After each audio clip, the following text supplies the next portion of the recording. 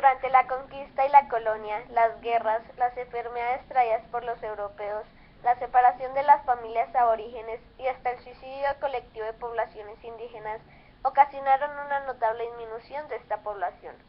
Sin embargo, se produjo un intenso mestizaje que dio como resultado una nueva composición de la sociedad.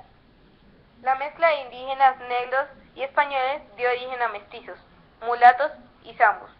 A los españoles nacidos en América de padres españoles se les dio el nombre de criollos.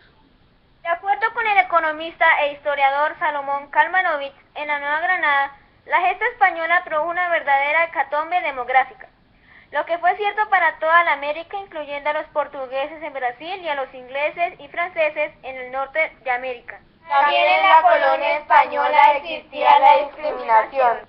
La mezcla entre españoles, indígenas y negros no significó igualdad de oportunidades para los mestizos, mulatos y zambos.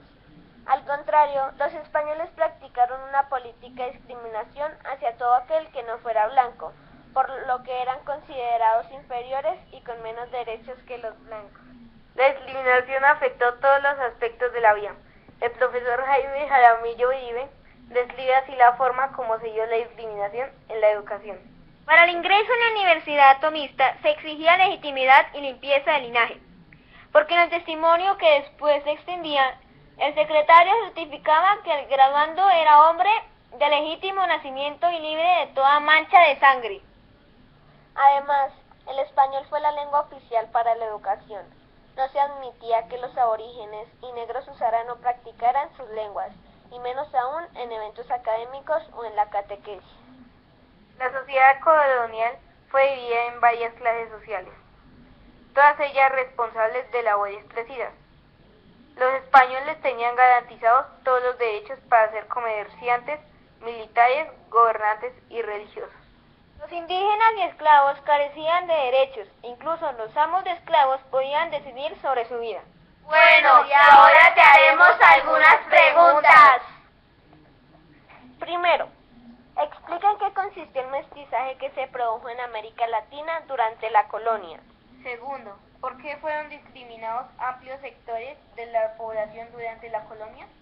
Tercero, menciona los derechos y deberes que tenían los distintos sectores de la población durante la colonia. Las clases sociales en la colonia.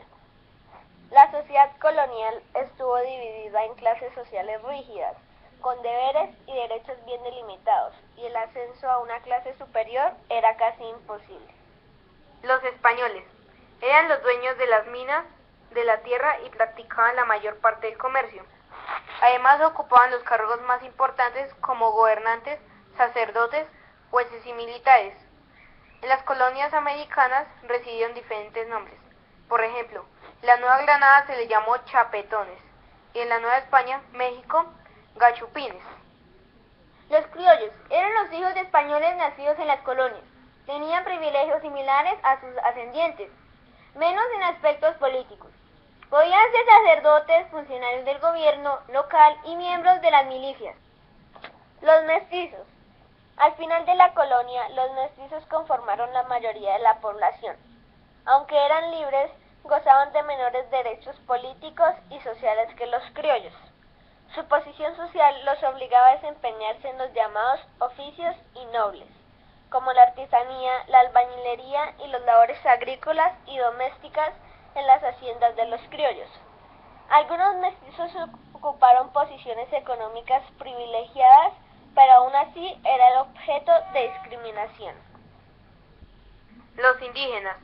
Desde la conquista, los indígenas fueron la mano de obra utilizada para la agricultura, las minas, el transporte a lomo de mercancías y de personas, los trabajos domésticos y la construcción de caminos y demás obras públicas.